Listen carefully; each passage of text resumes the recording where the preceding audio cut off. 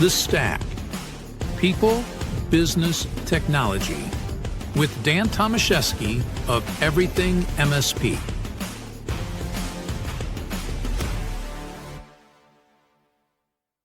Hello, everybody. Dan Tomaszewski here. Welcome to another episode of The Stack, where we focus on people, business, and technology. Today's topic is from QBRs to GRC, how the right tool set elevates advisory services for MSPs. So as we know, as MSPs, our clients are looking for more than just IT support. They want outcomes to help their business grow and stay secure. Now, this means a few things. One, QBRs that just aren't status updates, but are more strategy sessions, roadmaps that connect technology with business goals, risk and compliance conversations that protect their business while opening the door for new projects and revenue. But we know there's a challenge, and that's delivering that consistently, because it can be time consuming and it can easily become haphazard without the right process and the right tool set in place. And when that happens, the advisory piece either gets skipped or turns into a check the box exercise that doesn't deliver the value that our clients expect. So that's what we're going to be digging into today. We're going to talk about how MSPs can elevate their advisory services, streamline their processes, and ultimately deliver stronger relationships and greater profitability. And we are going to tie this all back into VCIO Toolbox that helps make that possible. And to guide us through this process, I want to welcome Mr. Brian Doyle, the founder of VCIO Toolbox. How are you doing today, Brian? Great, Dan. Thank you so much for having me on again. Appreciate it. It's always good to have you here. I love our conversations, and it's such a critical area, because as we are talking more and more about business outcome with MSPs, and that we have to shift our focus to more business outcome than the technical aspects, it totally is in an alignment with those QBR conversations and also getting into all of compliance, right? Yep. Now, there's so much that the MSP needs to bring to their customers from an advisory standpoint. I think we often overlook how critical that is, a part of our lives and a part of the relationship we share with our clients. Absolutely. And, and with that being said, as we know, you are a founder of VCIO Toolbox, and, you decided to bring this to the market for a reason. And what I'd love to have you do is, what were you aiming to fill in the MSP space when you founded the company? So, without going into super deep history, I'll kind of go where everything really originated from. Back when we were running our MSP, we got about 2-3 years into our lifespan, and that's when churn, kind of appeared for the first time. And at first glance, the customers we were losing, seemed to be the lower price competitors. That's really the way it looked, because, folks were like, hey, yeah, we went to these guys. They were a little bit less than you, and that's what happened. But as we dug in and really kind of asked our clients that we lost, hey, can we have a real frank discussion on where we could have done better? What we really found out is they weren't feeling a lot of value from us. They weren't feeling that we were much more than a commodity, and viewed that way, going to a lower price provider made sense, right? Because their perception is we all did the same thing. And when we looked at our real strong relationships and then talked to those folks, what we saw is we were more embedded in those relationships. Relationships went beyond the point of contact. We understood what their business was doing. We were bringing true blue solutions. So, the reason I share that backstory is that's really what built us doing business reviews. We just called them, more touch points at that point in time, and really kind of set off on this journey of getting more strategic. The other thing that was really critical in that process is we kind of shifted our lens and said, we got to look at what the people across the table care about. Too often we were bringing the technical conversation to the table, and, while fun to see those graphs the first time around, they didn't have much meaning to the customer, and they didn't know what was in it for them. So we really focused on kind of a strategic based process where we dug in and tried to understand more about where the customer was going with their business. And then that made taking all the technical initiatives really easy to kind of dot the lines back to. those goals and strategies and make it really easy for the customer to understand, should I move forward with this? Will I get a return?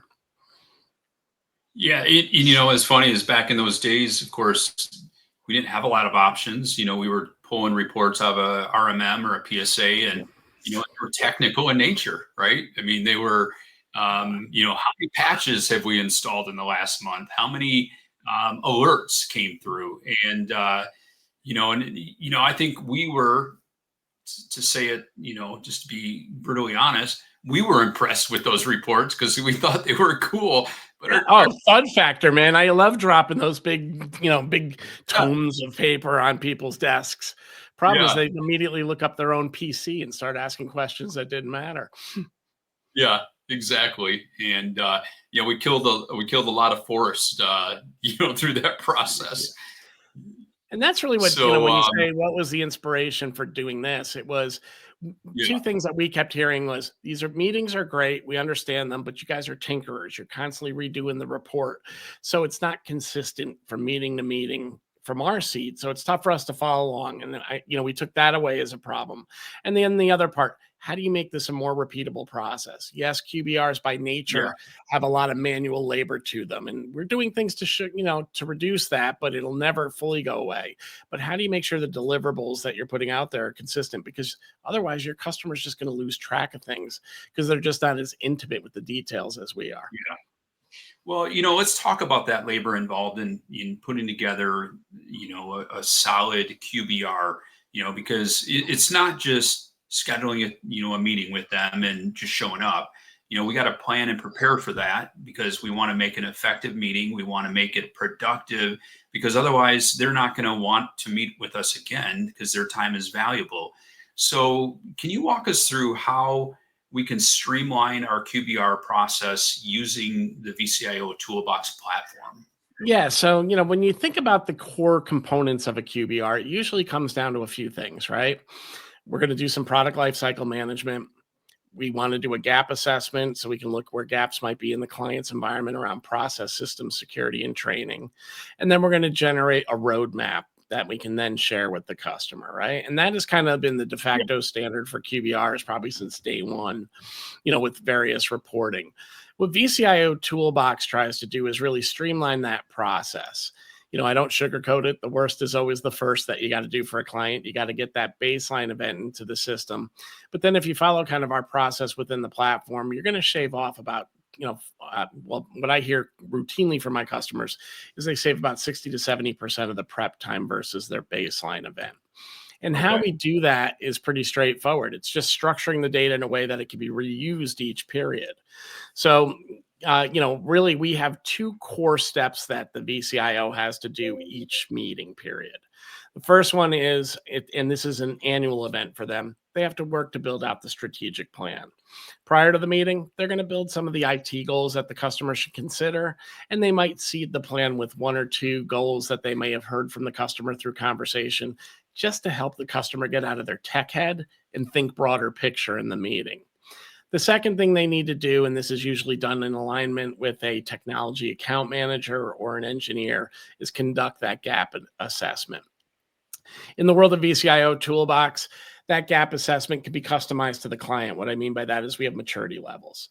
Not all clients should get the same size and scope assessment. There's not value to doing 300 questions for a 10-man shop.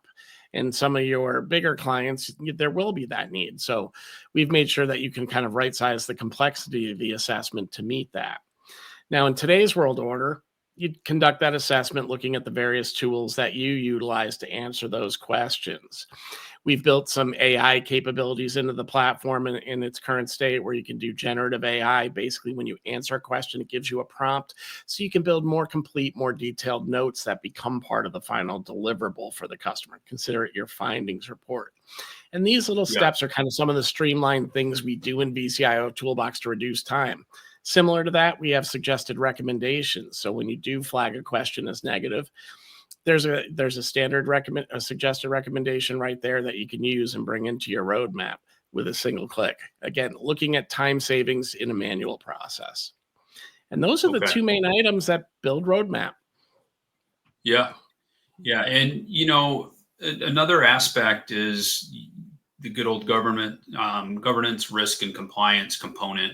Yep. And when you take a look at the good old saying of you don't know what you don't know, we want to make sure what we're delivering to them, those aspects of GRC are what is important to their organization. And so the process can be overwhelming. How can you use VCIO Toolbox to simplify that process for an MSP? So maybe if you don't mind, I'm going to take one step back real quick, Dan. And for those that aren't familiar with us, maybe talk a little bit about the platform itself. VCIO Toolbox basically consists of two products. We have our OnPoint QBR suite that came with, that we came to market with. That includes our core QBR tools for developing those client meetings. And then we have a key account management tool to kind of really keep track of the entire program at large. For management teams, this is where you can see all your financial metrics, your project metrics, and your white space analysis. We also have a CX module in there called for customer feedback, where we can really do executive level feedback to make sure relationship risk is not starting to brew. So that's kind of that core VCIO or the OnPoint VCIO suite that we came to market with. About a year and a half ago, we started expanding into our GRC platform, and we had always planned doing that. My personal background, just for those that don't know me, I was an MSP for about 17 years, and we also operated data centers. So as a result, we were always in the compliance mix and the compliance conversation and going through our own SOC 2s, when we were running that organization. So we had always known we were going to bring compliance into this because it's part of the advisory story, and we just had to wait really for the market to kind of catch up, and that's when we started building it a little bit. Yeah. And to your end, where that tool really helps the market is we have preceded it with 30 plus frameworks, think your HIPAA, ISO, NIST, CMMC frameworks, to allow you to work with your clients collaboratively and really go through that framework assessment, both identifying where gaps in compliance might exist and where we can, and then bringing the evidence in that we might need in the system to share with auditors. And when you do that, that's really going to allow you to start really putting that governance layer in of who's overseeing this? What steps do we need to take to improve on our compliance? Who's going to own these tasks? How does that translate into risk? And we can take those gaps and bring them into our risk register and now assign a risk score to these risks so we know which ones are the most prioritized. Because even though we got to get to them all, which ones do we need to get to up front? And that's really what VCIO Toolbox is able to do. It's really able to help you support every facet of your cyber program, making sure that, yes, if you're regulatory required or you have regulatory requirements, you can meet those. But let's just get right into better cyber insurability. Make sure any claims you ever need there to get paid. Right. Make sure you just have the right things going on and you're building a culture of cyber awareness inside your environments. We give you the tools for the VCSOs on your staff to do that. Excellent. And I think, when you take a look at the direction of many MSPs, they're carving out, different niches. Some are going down the path of, on the whole cybersecurity aspect with compliance, and are either launching some type of a fractional VCIO or CISO services. And ultimately they need a way to make this easier for them. They need a way to be able to launch this and be able to scale it appropriately. Is this something that, the platform can help them with? Well, certainly. I mean, the platform's going to help you deliver those services, whether you are doing fractional VCIO, fractional vCISO, or both combined together, right? That goes without saying, but it's also more about the education we provide as well. Inside of our platform, we have a university, and very much we've been encouraging MSPs since the day we come out, go beyond the QBR. There is a financial opportunity for MRR growth by bringing these services to bear. And your customer may not know they need them yet, but they're becoming more in tune with that, as the news keeps and the media keeps sharing all these threats that are hitting us. They're starting to worry differently about the risk within their businesses. And VCIO Toolbox does a few things to try to help you monetize and enable these programs to go out there. Yes, the tools are there. If you want to do fractional VCIO services, and the difference there between that and vCISO is very subtle. I like to say a lot of times vCISO services might roll under the fractional VCIO service Okay. in some cases.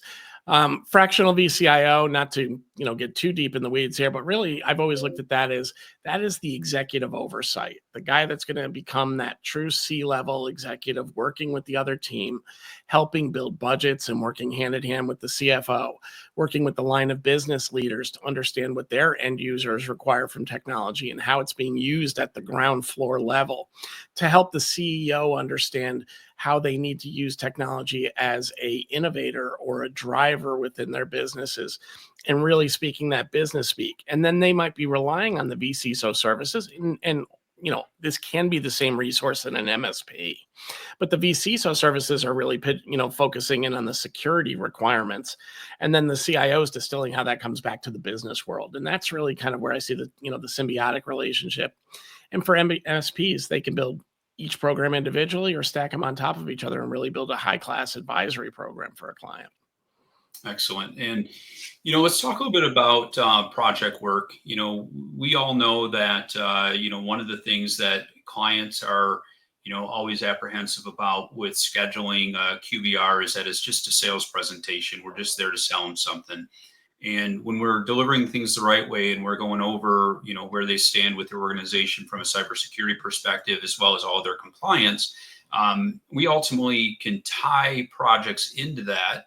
So it's, their compliance first, project second.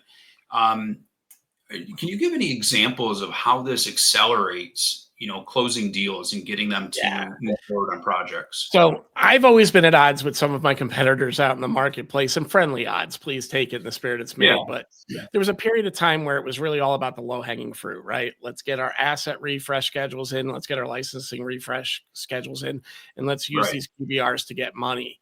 And I think we created the monster that you're talking about. By doing that, customers very quickly figured out that these were thinly veiled sales events.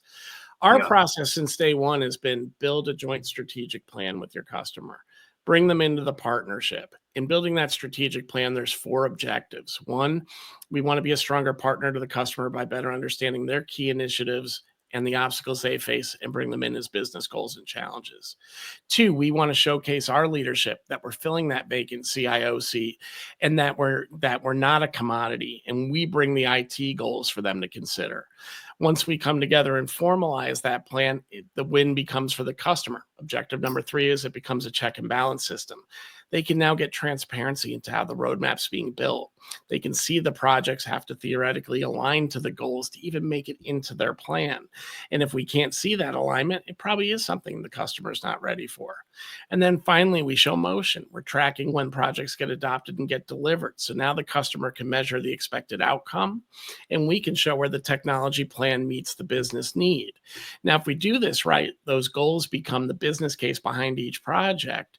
And in VCIO Toolbox, we'll show the recommendation, and then we'll show the goals aligned to it so the customer can see the why, one that they were a participant in creating. And now we're not selling. It's just them drawing a conclusion. And we've heard repeatedly that we've seen about a 30 to 60-day reduction in sales friction in the sales process on the bigger projects, because the customer is such a key component in deciding what projects do we need based on how they commit to us. And that's really been, if I stand on a pulpit and say, what's the thing I've been preaching for 5 years, that's it really. Stop selling, go get engaged with your customer, spend the time. And if you do it, you'll reap the rewards in a much faster fashion down the road. So the whole process. Yeah, no, absolutely. And, the whole process, obviously it takes a lot of time. You mentioned you doing that first one, you're going to invest a little bit more time into that process. But once you start rolling, then it just becomes, you start doing it by rote. But with that being said, what kind of support and training do you guys provide to MSP partners to make this, as I guess, easy as possible? Yeah. So simply put, during onboarding, you have 2 options as an MSP. Everybody gets live one-on-one training. There is no group training with us. It's all about meeting you specifically. In our standard onboarding, it's 2 calls where we really focus in on the tools. And a lot of the customers that use this standard onboarding tend to be folks that have dialed in on a process. they're switching tools for whatever reason. They might be switching tools to get a little bit more strategic, usually is why. And we're really helping them with that. So, call number one really focuses on administrative tools, building out the strategic plan, and how to undertake the gap assessment so we can get the most out of it. Between meeting one and meeting two, we have you go out and actually conduct that assessment internally, get all the data in. And then when you come back to us, we work on connecting the dots back to the strategy so you can tell a story and then how to present and how to report. And it's really focused on getting out the door to see the customer. Alternatively, we have what we call our Ramp Camp Accelerator. It's a 10-session program where we work with the entire team. We have weeks designated, so you're only taking your engineers out of the field 1 week. I'm very sensitive to billable charges too, for our billable resources, I should say. But there, it's a very structured program. The first 5 weeks are really training on each component: a week on strategy, a week on IT review, a week on budgeting and forecasting, and then a week on delivery. We then role play before week 5 ends and make sure you have an opportunity to present to one of our training facilitators. At the end of 5 weeks, we go into the accountability phase. Now we want you to go out and see clients. And we've structured it so you go out and see, your friendlies first, make sure you work out the process and the kinks, and then we optimize from there. But then go see some challenging customers and see if you can change the narrative by getting more strategic. And we've heard some huge wins there where customers have literally said to people, we did not know you wanted to be that level of partner. And we were starting to look for people that wanted to be that level of partner. So they were already forced in the commodity box, and this is how they crawled out. While we're in that back half, we go through some advanced theory as these meetings are taking place, how to use the key account management module to really build some really strong background on your clients, how to conduct your GRC events. So that's where we really get into the compliance conversation. Functionally, it works very similarly to the QBR process, but there are some big disparate differences around evidence collection, engagement of the client, and things like that we focus on. And then finally, we go into the CX module. Everything gets recorded because we want to give the fish to you. We want you to have that material for you to train others that come into the program later. And then we have ongoing training. Every Tuesday, we do open office hours, and this is available to everybody, not just VCIO Toolbox clients. There, we usually drill into one topic. It could be an advanced theory, advanced tooling topic, like one of our, more in-depth product, an in-depth on a product or service inside of VCIO Toolbox. But a lot of it's around theory, how to go meet the market where they live, how to go conduct a vCISO program, what's inside of a vCISO program. And we give those trainings as well, every Tuesday, and then open up the floor for Ask Me Anything. We're very big about continuing ongoing training. And then inside the application, we have a university, which obviously has guides to help you with using the tool. But more importantly, there are courses you can take on how to build your program. The Office of VCIO is an example, or the Power QBR process, which are some of the guiding, approach models that we have in there as well. How about just the connections available, integrations, I should say, with PSAs, RMMs, and so on? Yeah, so this has been an area of huge focus for us for the last 14 months, and it's going to be resulting in the next generation of VCIO Toolbox. Hopefully later this month, it looks like everything will be going live. We've expanded our integrations out. We already host we've been in the 6 main PSAs for quite some time. The majority of our users are Autotask, ConnectWise, or Halo, of course, but we also have connections to BMS, Kaseya BMS, Synchro, and Atera as well. And, this really helps with the automation of bringing ticket data, opportunity data, financial data into the system easily, and it's a two-way street. Where we've been really focused over the last 14 months is expanding out the secondary integrations. So we've got, 2 of the main 4 RMMs completed now, so we can bring in even more enhanced asset data than what would come in through the PSA. We've got integrations with IT Glue and Hoodoo for documents and assets as well. We're connected to the majority of the, when I say the majority, the big 3 of the security and awareness tools that we have access to today. FEMA, Fin Security, and Nobi4 are in there. And those are nice because it really makes it easy to report on, progress, who clicked on phishing, who clicked on, who isn't taking their training, and who are their risky users in the, in the environment as well.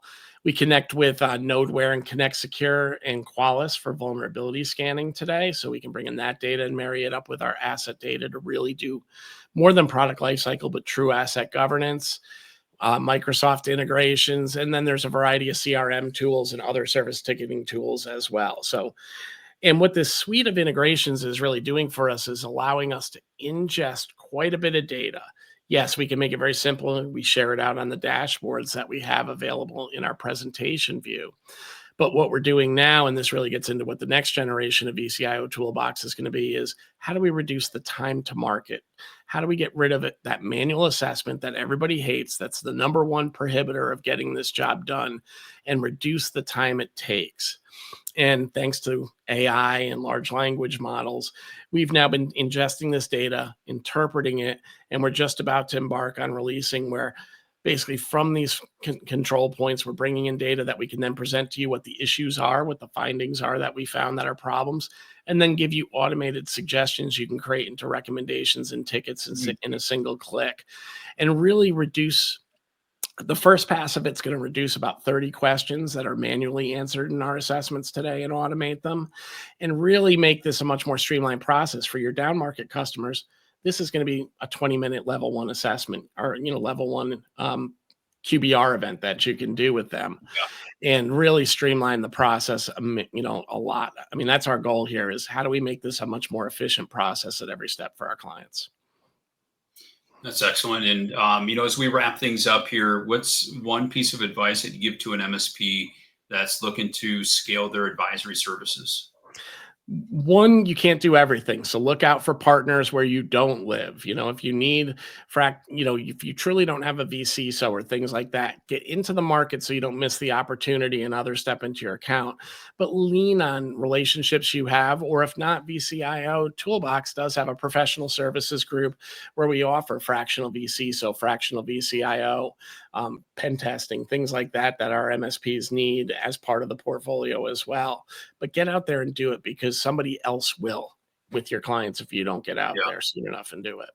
But be real about what you can do, and you never want to over promise and under deliver. Exactly. Brian, I want to thank you for your insights today.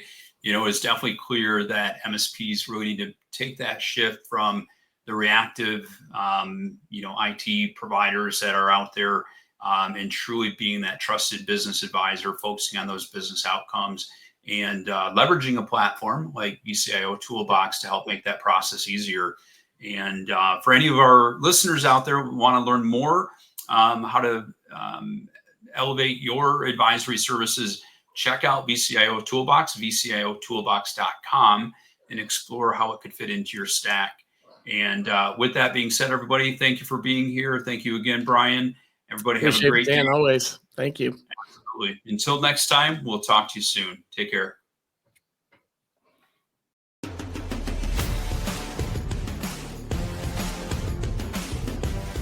Thank you for listening to The Stack.